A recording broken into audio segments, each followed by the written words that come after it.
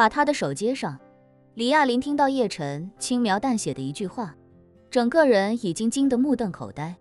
他知道叶晨有这个能力，可以帮助那个吴书航断手重生，可他知道的办法便是神丹一般的重塑丹。于是他下意识地问叶晨：叶先生，您是打算给那吴书航一颗重塑丹吗？对，叶晨笃定地点了点头，笑道：只有重塑丹有这个能力让他的断手重生。李亚林忍不住问：那是不是重生一只手也需要一颗昂贵无比的重塑丹？叶晨点了点头，道：哪怕只是重新长出一根手指，也需要一整颗重塑丹。你可以理解为只有一整颗重塑丹才能够激活身体再生，至于再生多少都是这一颗丹药的范畴，类似自助餐的餐费，吃多吃少都一视同仁。李亚林下意识惊呼：这也太浪费了，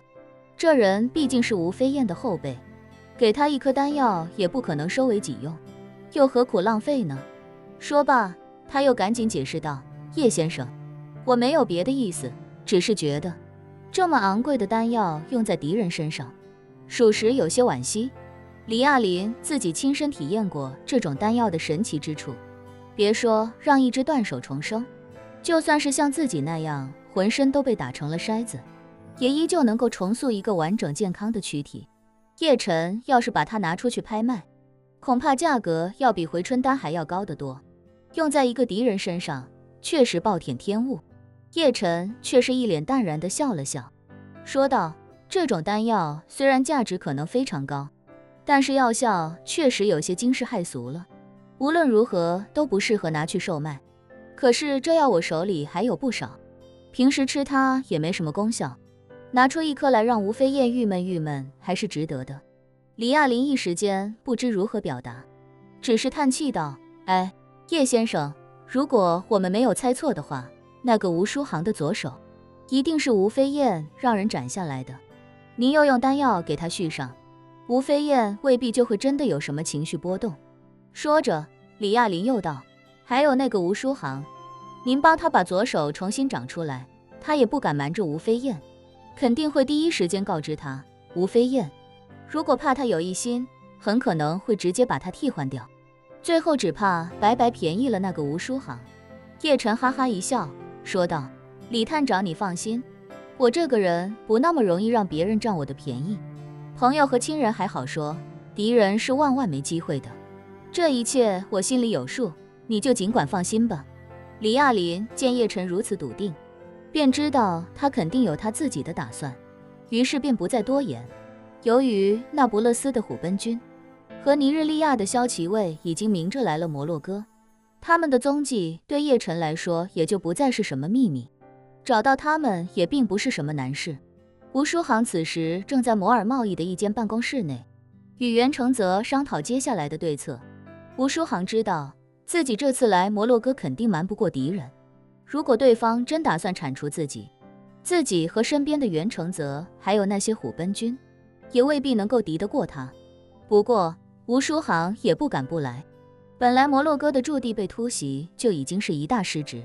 宋如玉还因此失踪，就更是错上加错。英主虽然只是命三大长老斩断自己的左手，但吴书航也怕这只是英主的缓兵之计，万一英主余气未消，等过了这道坎，早晚还是要收拾自己主动请缨到最危险的地方来，其实就是想向英主表明忠心，好歹也为自己挽回点印象。虽然这样多少有些危险，但也总比在尼日利亚坐以待毙要强得多。要真是死在敌人手里，一定比被英主处死要好多了。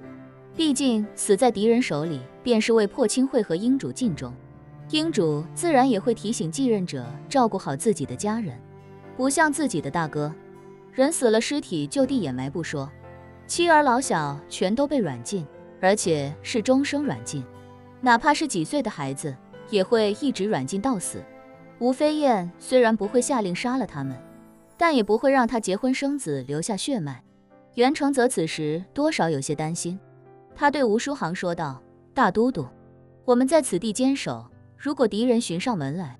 三大长老根本不可能在短时间内赶到，届时恐将无力迎敌啊。吴书航不愿对袁承泽说出心中真实想法，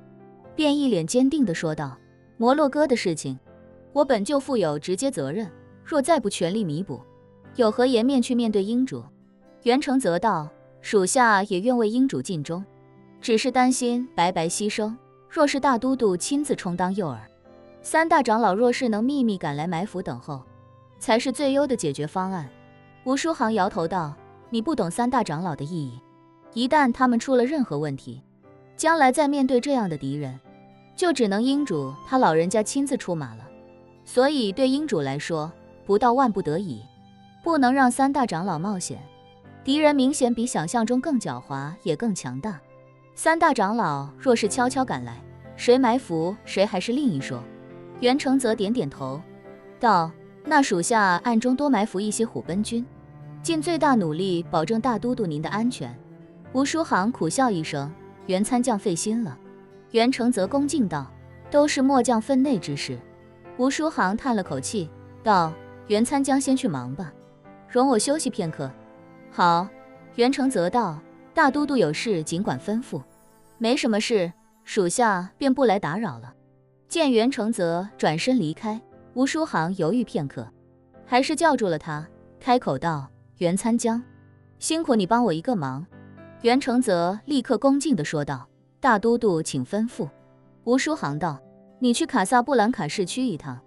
看看有没有能买到的假肢，帮我寻一个回来。左手袖口空无一物，感觉别扭。没问题，袁承泽立刻说道：属下这就去看一看。现在离天黑还有些时间，想来应该不会有什么危险，大都督切莫出门。好。吴书航点点头。待袁承泽走后，他下意识地撸起左臂的衣袖，那整齐的创面从衣袖中暴露出来，如医学标本一样的断面，令他下意识一阵干呕。他不由喃喃道：不知此生还有没有机会让左手重新再长出来。